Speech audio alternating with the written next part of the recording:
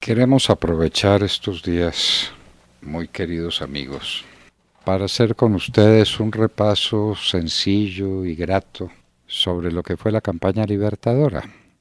Hemos cumplido exactamente 200 años de aquella fecha gloriosa en que tuvimos la independencia, que tal vez no hemos sabido manejar como convenía, pero esa es otra historia.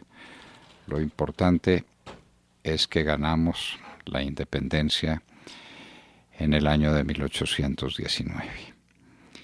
¿Cómo fue posible que el Libertador acometiera semejante empresa y cómo que la terminara triunfante? Es precisamente lo que queremos comentar estos días. Recordemos que después de su campaña admirable en Venezuela, el Libertador había sido víctima de lo que fue víctima toda su vida, de las disensiones, de los odios internos, de las facciones, lo que finalmente terminaron por derrotarlo, porque al Libertador, más que vencerlo, las tropas españolas lo derrotaron, las intrigas, las inconformidades, las rivalidades, las asperezas de carácter de los hombres con quien tenía que haberse, los hombres muy rudos, muy primitivos y muy ambiciosos. Así que el Libertador llega destruido a la Nueva Granada para rendir cuenta de sus actos al presidente, a don Camilo Torres, y le cuenta su historia. Camilo Torres le dice: podéis ser un general desgraciado, pero sos un grande hombre. Y le hace una, lo recomienda con una orden perentoria para una obra extraordinaria. Ir a Cartagena para defender la plaza, pues ya se sabía de los planes que tenía España para reconquistar la Nueva Granada, tomándose, por supuesto, la plaza fuerte de Cartagena. Así que, con instrucciones expresas de Torres, Bolívar va a Cartagena y ¿qué se encuentra? Otra vez, las envidias, las disensiones, las pequeñeces de nuestra gente. Cartagena y Santa Marta estaban en guerra. Y ni Cartagena aceptaba ningún arreglo, ningún acuerdo, mientras Santa Marta no depusiera las armas y Santa Marta no estaba dispuesta a ceder ante Cartagena. ¿Qué hacer en medio de semejantes tribulaciones? ¿Qué hubiera pasado si el Libertador puede defender la plaza de Cartagena? Una cosa elemental y obvia, y es que no hubieran permanecido dentro de la plaza cerca de 20.000 personas que no estaban en condiciones de tomar un arma en la mano y de defenderla, pero que eran un peso mortal para el ejército porque demandaban comida y porque demandaban cuidados. Y el Libertador se habría quedado solamente con los 3.000 y tantos hombres combatientes. La historia hubiera sido distinta y quién sabe si a estas alturas hubiera sido en Cartagena, donde se hubiera estrellado definitivamente el ejército español comandado por Morillo. Pero sea de ello lo que fuere, porque la historia no se teje de hipótesis, sino de las duras realidades que la componen. El Libertador, desesperado ante semejante situación, llena el alma de angustia, de dolor, de pesares, marchó para las Antillas, a un destierro, parte voluntario, parte forzado por las circunstancias, donde pasó varios años el Libertador. Es que estamos hablando de los años de 1815, 1816, los años de la Reconquista, y el Libertador está lejos de su patria, lejos de su tierra. De ese periplo doloroso y triste del Libertador, hay que recordar su estadía en Jamaica, no porque pasaran allá cosas extraordinarias, sino que lo extraordinario lo hizo el Libertador. Allá recibió, vaya uno a saber cómo, la carta de un ciudadano inglés que le preguntaba por sus proyectos y que le preguntaba por el destino de América. Y en esa condición, desterrado, ignorado, obviamente pobre, infinitamente pobre, porque recordemos que el Libertador era uno de los hombres más ricos de Venezuela, tal vez el más rico de todos, pero ¿qué posibilidades tenía Venezuela o su gente en Venezuela para mandarle recursos a una isla de las Antillas? Ninguna.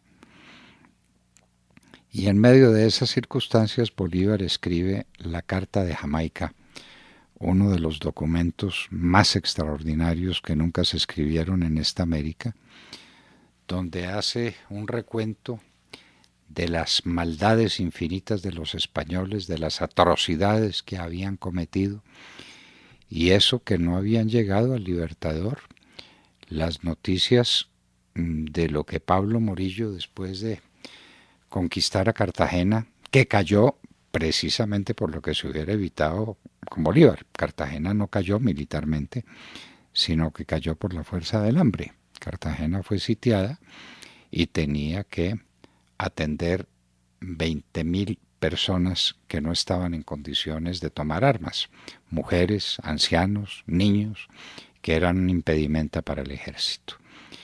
Pablo Morillo dividió sus tropas en 4 columnas, marchó sobre Santa Fe de Bogotá, y todas las columnas, y especialmente Morillo, cometieron tal cantidad de atropellos, de vejámenes contra la población, de locuras, porque fue una locura. Yo tengo que recordar aquí, en este momento, cómo Morillo sacrificó toda una generación, y una generación de gente letrada, lo que la Nueva Granada había levantado de gente ilustre, y toda fue sacrificada, toda fue pasada por las armas, entre otras Camilo Torres, aquel presidente de la Nueva Granada que le había dicho al Libertador que podía ser un soldado desgraciado, pero que era un grande hombre, y Francisco José de Caldas, a quien el mundo le debe un tributo porque fue uno de los científicos más importantes de su tiempo, habiendo muerto muy joven, sacrificado por ese salvaje de Morillo que traía el título de pacificador. Pero todo esto viene, todo este cuento viene a que el Libertador esté en Jamaica y que desde Jamaica escribe una carta que parece escrita mucho tiempo después, con una América ya liberada, con una América dueña de sus destinos, explicándole cómo veía él el porvenir de estas naciones, y las describe y las relata una por una, con una capacidad de profética sencillamente asombrosa. La Carta de Jamaica. El Libertador, en su peregrinaje de loco, mendigo, de visionario, llega a Haití, se hace amigo del presidente, el presidente Brión. Ya los negros haitianos se han independizado de España, y Brión ve en el Libertador el toque de un genio colosal, y el Libertador le pide tropas, le pide ayuda para poder regresar a Venezuela, que era el designio del Libertador después de sus tragedias y después de sus dolores. Brión le da a los hombres, con una condición que a Bolívar no le cuesta ningún trabajo cumplir, y era la condición de que tendría que libertar a los esclavos negros tan pronto que ganara la libertad de América, que era lo que el Libertador se proponía. Esa fue la consigna, y con esa consigna y con 300 hombres muy pobremente armados, muy pobremente entrenados, 300 negros haitianos, el Libertador logra llegar a las costas de Venezuela. No vamos a entretenernos en las en las historias que tienen que vivir el Ejército Libertador en Venezuela, sino en un hecho fundamental. Y es que el Libertador en semejantes circunstancias tiene esfuerzo, tiene visión, tiene condiciones de genio y convoca al Congreso de Angostura. Ustedes se pueden imaginar lo que era el Congreso. Llaneros con el torso descubierto, hombres sentados en calaveras del ganado que era no solamente su sustento, sino después parte de su mobiliario, el esqueleto de la ganadería. Y ante ellos pronuncia uno de los más grandes discursos que se ha pronunciado en la historia del continente. El discurso ante el Congreso de Angostura. Allá el Libertador define lo que será la América. Allá el Libertador hace un tratado de filosofía política difícilmente superable a lo largo del tiempo, a lo largo de los siglos.